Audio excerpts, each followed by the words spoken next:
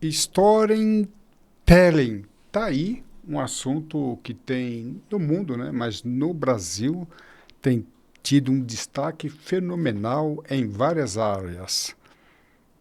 Áreas do saber, né, do pitch, da palestra, da apresentação de negócios, aulas e assim por diante. Mas hoje eu vou fazer uma apresentação inserindo conceitos de neurociências. E aí eu vou chamar de storytelling. Na verdade, eu espero não estar inventando esse termo, mas eu ainda não vi esse termo. Mas o caso que nós vamos contar aqui é sim muito interessante e você vai ver aqui uma dica de como criar uma história, inserindo ela em qualquer tipo de apresentação, inserindo elementos da neurociência. E vou aqui apresentar um caso verídico em que um piloto foi, durante o voo, ejetado, jogado, né, pela janela, o que nós chamamos de defenestrado em pleno voo. Imagine você voando como piloto, tripulante ou até mesmo passageiro e há um problema que o para-brisa estoura e nesse estouro o comandante é jogado para fora numa situação muito complicada e nós vamos ver já já se esse incidente ou se esse acidente resultou em uma tragédia maior ou não. Tudo bem? Eu sou o professor Calazans, do IPK. Estamos aqui no SampaCast Teia Lapa, com o apoio técnico da Thaís. Muito obrigado, Thaís, sempre. Mas vamos lá contar uma história. E depois vocês vão ver a arte e a ciência de contar uma história e como essa arte e ciência pode ser inserida em qualquer aula. Eu sempre digo que um professor ou um palestrante, ele precisa ser um exímio, excelente contador de história. Então vamos ver esse caso aqui que eu aplico em aula de direito aeronáutico e também aplico esse caso no nosso curso de gerenciamento de crise. Então, o que aconteceu? Gostaria que vocês prestassem atenção nesse avião e vou fazer uma pergunta. Depois, eu tenho para mim que você vai se confundir, vai dar uma resposta, talvez, a que você não espera, não que eu não espero, que você mesmo não espera. Então, vamos lá. Então, é um avião de voo regional, né, chamado Beech 11, um avião que fez muito sucesso na aviação comercial, e aqui nós vamos falar de um voo que ocorreu na Inglaterra. Então esse avião tem uma característica interessante, várias, né? Sendo uma delas, isso que vai ser importante para a análise do nosso caso aqui, o motor birreator, né? Então, são dois motores que ficam à cauda da aeronave. Esse avião estava num determinado dia, voando, decolou de Heathrow. Eu quero falar Heathrow porque é um dos aeroportos mais congestionados do espaço aéreo britânico, né? Mais congestionado, né? E ali, nesse voo, com certeza, havia muitas aeronaves acima, muitas aeronaves ao redor e também muitas aeronaves voando embaixo desta aeronave. Olha só o que aconteceu.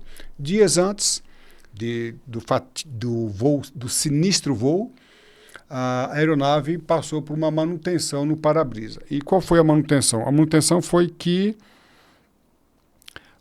houve, na verdade, troca do parafuso. Sem entrar em detalhes, o mecânico ele teve que apertar este para-brisa e essa manutenção foi feita de madrugada e tinha aí um procedimento técnico, um manual técnico e na escolha dos parafusos. Mas o piloto não seguiu, o mecânico não seguiu esse procedimento e pegou um parafuso no olhômetro e similar, mas não o ideal, né, similar àquele que deveria ser inserido em aviação. O aspecto tem que ser muitíssimo técnico, que não foi o caso. Tudo bem, como não era tudo bem não, né? Não tudo bem. Como não era o parafuso ideal, durante os voos, nos dias seguintes, houve uma vibração muito forte né? E chegou num determinado voo, em que, em pleno voo, logo após a decolagem, a aeronave já numa altitude considerável, o para-brisa e os parafusos não aguentando a pressão, o para-brisa literalmente estourou e foi embora. Mas esse não é o maior problema. O maior problema foi que, nesse estouro, o piloto que estava sem cinto de segurança, lembrando que depois desse voo, houve uma mudança nas regras, informando que o copiloto, jamais pode estar na cabine em voo sem que estejam com os cintos afivelados. Mas nesse caso, ele foi ejetado. Mas as coisas ainda podem piorar. Então ele foi ejetado, só que o seu pé enroscou no manche. Então o manche é o volante do avião. Então os pés do comandante enroscou no manche. Aí que coisa mais interessante. Então ele só não foi lançado para fora de uma vez, porque ao sair o manche, os pés ficaram ali no manche. Mas qual é o problema? O maior problema é que, além de ficar enroscado no manche, o avião ficou na posição picada, que nós chamamos, ou seja, o nariz para baixo. Então enroscou o manche, picou o manche, como se o manche estivesse empurrado, e o avião começa uma descendente, uma descida horrível. Aí eu faço menção do espaço aéreo de Heathrow, muito congestionado, e embaixo ainda muitas outras aeronaves. E uma explosão, a cabine ficou ali numa situação muito complicada. Neste momento, o copiloto, que era um piloto experiente, mas por um acaso, o primeiro voo dele nesta companhia, claro que ele assumiu o comando da aeronave numa situação muito esdrúxula, papéis voando, tudo dentro da cabine voando, houve uma condensação do ar também, ficou muito, a visibilidade foi praticamente a zero, ou seja, um verdadeiro caos. E o piloto tinha, na realidade o copiloto, ele tinha que voltar a voar, mas ele não conseguia voltar, estabilizar o avião, porque o pé do piloto, os pés, enroscaram, e o avião e uma descendência. Assim sendo, os comissários vieram, mais de um não deu conta, mais de dois, né? Um não deu conta, dois não deram conta, e conseguiram tirar ou desenroscar os pés do comandante do voo, de tal modo que o copiloto, né, que passou a ser o piloto da aeronave, estabilizasse a aeronave. E ele conseguiu. Então, tirou, desenroscou o pé, conseguiu estabilizar a aeronave, mas num verdadeiro caos. Comissários segurando e aquele caos dentro da cabine.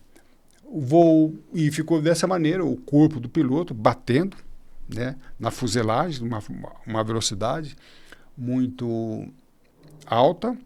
Lembrando que a temperatura estava estimada, que estava 60 graus negativo diante da altitude que a aeronave estava. Então, nós tínhamos ali o corpo sendo segurado pelos comissários de bordo, e nessa situação o copiloto, já estabilizando a aeronave com relativo controle. Mas houve uma dúvida.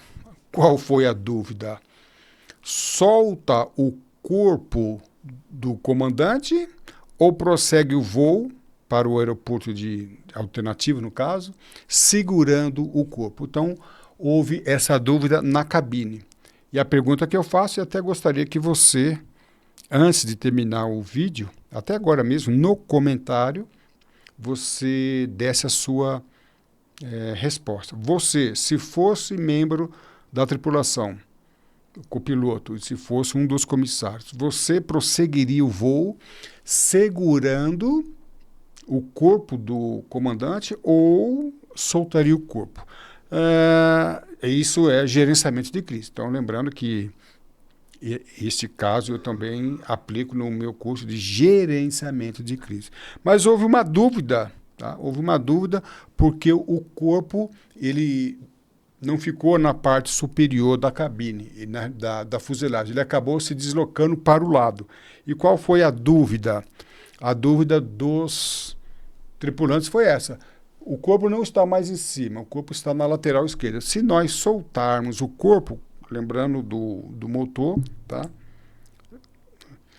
Lembrando da aeronave, deixa eu passar aqui.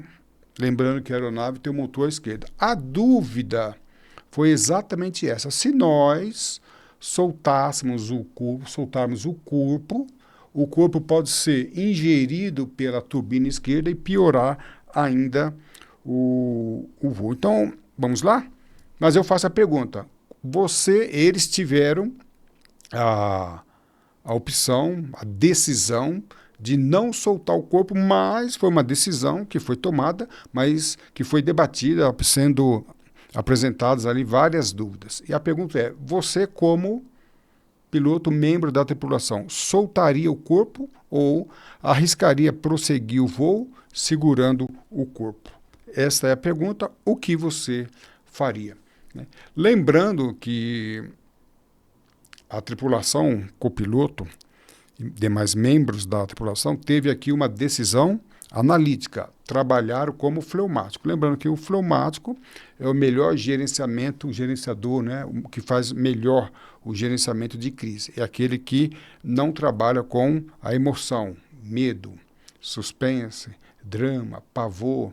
Ele trabalha de uma forma racional. Ou aquela pessoa que está à frente de uma crise, ele precisa gerenciar, levando em consideração o raciocínio. E eles, baseado nisto, tá?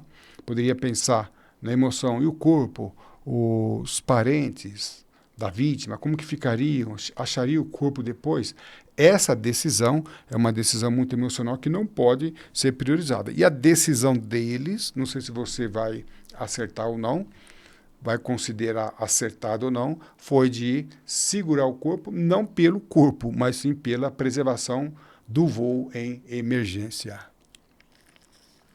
Mas responde aí para nós agora, antes que nós acabemos, se você soltaria ou não o corpo.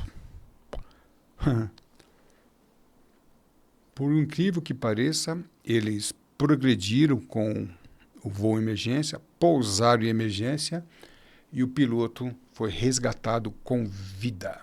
Isso mesmo.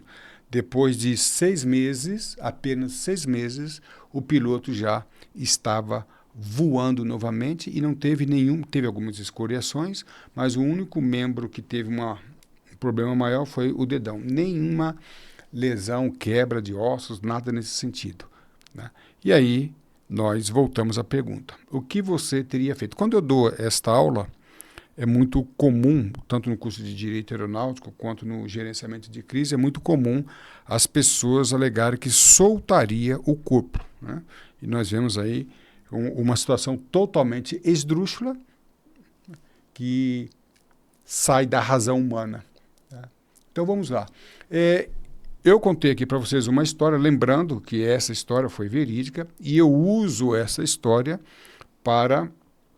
como um estudo de caso nos nossos cursos de gerenciamento de crise e também no nosso curso de Direito Aeronáutico. Então, o storytelling, que é uma arte, é uma ciência de contar história. No nosso caso aqui, em se tratando de professor principalmente, pode utilizar uma história como estudo de caso. Então, nós colocamos esse estudo de caso e aplicamos a doutrina do direito, por exemplo, a responsabilidade dos mecânicos em fazer uma manutenção não seguindo os procedimentos. Qual era a responsabilidade dos mecânicos, dos inspetores, o chefe da manutenção? Então, nós trabalhamos com esse sentido. Quando nós trabalhamos em gerenciamento de crise, como é que você gerencia uma crise? Lembrando que eles não foram, o piloto e o copiloto, não foram os causadores da crise. Quem causou foi a equipe da manutenção, mas se eles foram causadores ou não, eles tiveram que gerenciar uma crise. Então, nós pegamos esse caso e aplicamos no curso de Direito Aeronáutico e também de gerenciamento, e dando ali a respectivo objetivo. Mas esse caso, ele é uma storytelling, é uma maneira, storytelling, uma maneira de contar uma história, no caso, um estudo de caso, que faz com que a matéria que foi inserida, que foi estudada, ela possa ficar memorável na cabeça das pessoas. E eu ouço uma expressão muito comum, que alguns especialistas em comunicação alegam que uma palestra, uma aula precisa ser memorável. Mas eles não explicam como é que faz para que uma palestra seja memorável.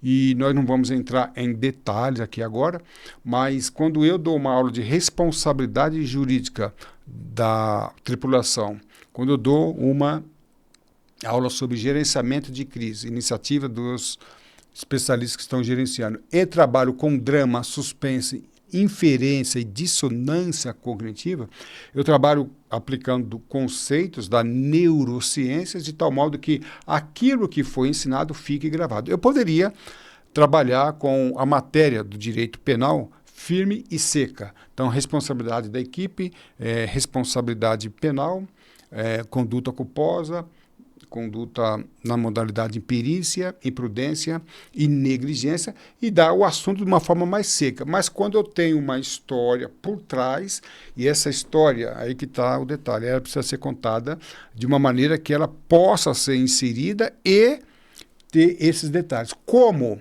eu causo um drama, uma suspense, inferência, eu vou fazer tá? Deixa eu ver aqui, eu vou fazer aqui uma abordagem específica que para que uma storytelling, uma história, um estudo de caso fique gravado. Lembrando, pessoal, que o objetivo de um storytelling, de uma história, não é a história em si. O objetivo é fixar a matéria, fixar o assunto. A história é um cenário, é um pano de fundo para que a matéria fique gravada. Então, são vários pontos. Eu citei aqui a título de exemplo 4, mas na verdade tem mais coisas interessantes. Mas 2 delas que nós consideramos muito importante para que trabalhemos de forma a criar uma palestra memorável é inferência. O que é inferência? Muitos de vocês acreditaram que que o piloto já havia morrido. Então você concluiu precipitadamente. Então o que é inferência?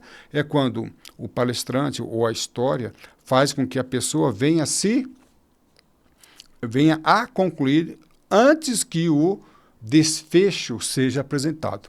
Mas eu poderia trabalhar com a inferência de tal forma que coincidisse. Então, você pode concluir antecipadamente e, por exemplo, concluir aqui que o piloto morreu, quando, na realidade, o piloto sobreviveu. Ou você poderia até mesmo inferir, considerar que que a pessoa estava vivo, o comandante. Então, a inferência é a conclusão precipitada que pode coincidir ou não com o resultado.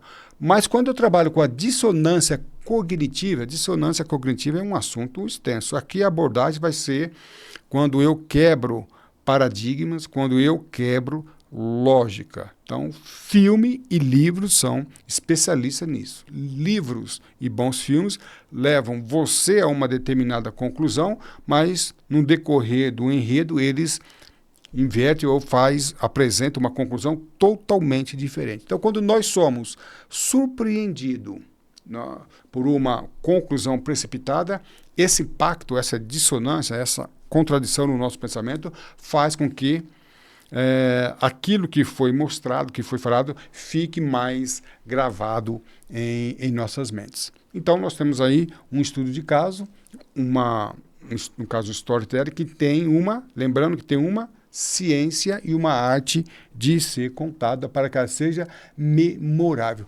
Por que eu falo de neurociências? Bom, o nosso cérebro ele tem vários neurônios e para que uma mensagem, um ensino, isso aqui pode ser aplicado em qualquer tipo de ensino, palestra, comunicação, seja gravado, é necessário que certos hormônios sejam ativados e até mesmo liberados no nosso cérebro. Né? No nosso curso de Storytelling, nós conversamos sobre isso. Então, nesse caso aqui, eu tenho que disparar a epinefrina, que é a adrenalina, que é liberada no cérebro, cortisol, que é o hormônio da atenção, dopamina, que é o hormônio do prazer, e ocitocina, que é o hormônio da interação, da conexão. Essa pequena história que eu contei, sem explicar, ela foi contada de tal forma que esses elementos são disparados. Então, vamos lá? Professor Calazans, como é que eu faço uma apresentação memorável? Para eu fazer uma apresentação memorável, para você fazer uma apresentação memorável, há necessidade de que o seu cérebro trabalhe em favor disso. Para nós fazermos isso, há necessidade que nós provoquemos a produção de certos hormônios. Para isso, para eu provocar esses hormônios, que eu vou explicar melhor, eu tenho que trabalhar com drama, com suspense, inferência e dissonância. Tá? Mais detalhes ainda. Tá? Então, eu tenho que trabalhar com emoções e sentimentos. Então, eu fui bem resumido aqui, mas eu poderia falar que aeronave, contar histórias até mesmo de um passageiro, de uma família, de um pai, de um filho, da mãe, do marido e mulher, eles embarcando. Aqui eu fui muito sucinto, mas eu trabalhando com emoções e sentimentos, então ele decolou, é um avião seguro, que teve grande reconhecimento no mercado comercial, grande confiança dos operadores, das empresas aéreas, grande confiança dos passageiros. Então, eu trabalho com uma determinada emoção. De repente, o avião explode. Né? Na verdade, o para-brisa explode. Ou seja, todo aquele sistema de confiança, de alegria, de prazer é quebrado, né?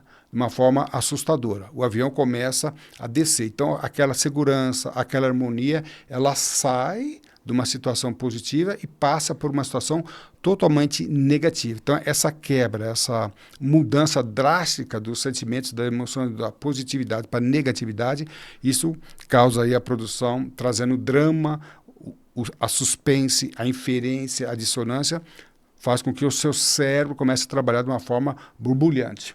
Né? E aí os hormônios começam a serem disparados, a atividade cerebral ela começa a ficar emocionante, impactante. Tá? Então, quanto mais eu preciso trabalhar, né, com os sentimentos, as emoções, de uma forma, tá, não contínua, como se fosse um gráfico aí. Então, eu tenho que trabalhar. Foi o que aconteceu nesse voo. Nós trabalhamos com emoção positiva, o voo seguro, tudo certinho. Depois, negativo, aparente morte, aparente acidente. E depois acaba tudo dando certo. A primeira impressão que muitas pessoas têm é que nós teremos aí um voo complicado com a morte de todos os ocupantes ou com a morte do piloto, quando na realidade houve aí a questão do piloto, mas ele não morreu. Então, essa oscilação de emoções e sentimentos, trazendo drama, suspense, traz com que nós todos, trabalhemos o nosso cérebro. Eu sempre falo, né? Como que você vai assistir um seriado com várias jornadas e cada jornada vários episódios? No desenrolar das jornadas, no desenrolar dos episódios, o autor, o diretor, ele trabalha dessa forma. Ele está sempre trabalhando. Trabalha com um episódio terminado de uma determinada maneira, o episódio seguinte já inverte as emoções e o teu cérebro vai ficar, o cortisol vai lá para cima, vai ser ativado, você vai ficar tenso, vai ficar apreensivo e às vezes você nem perde muito tempo esperando outro dia, outro momento para assistir, você já quer assistir o episódio seguinte. Tá?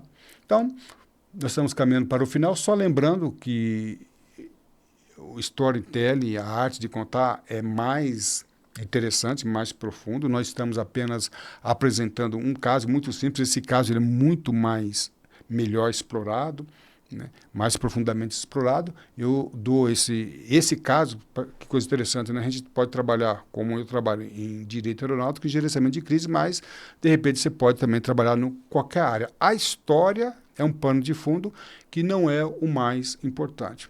O mais importante é o assunto que você vai trazer, mas a história vai dar o pano de fundo, é um cenário para que o elemento principal seja ali anexado. Quando nós damos uma aula de tal forma, tá? De tal forma que nós mexemos com a emoção sentimentos e também a razão, aí nós conseguimos fazer uma história memorável. Lembrando que nós temos cursos sobre o assunto, tá? E os nossos cursos, nós temos cursos online e presencial. Então, nós temos ali, nosso curso é repleto de videoaulas, tá? Tem um extenso material didático escrito, e, para mim, o mais importante do curso são as oficinas. O que são as oficinas? É muito comum pessoas lerem livros ou aulas, videoaulas sobre storytelling.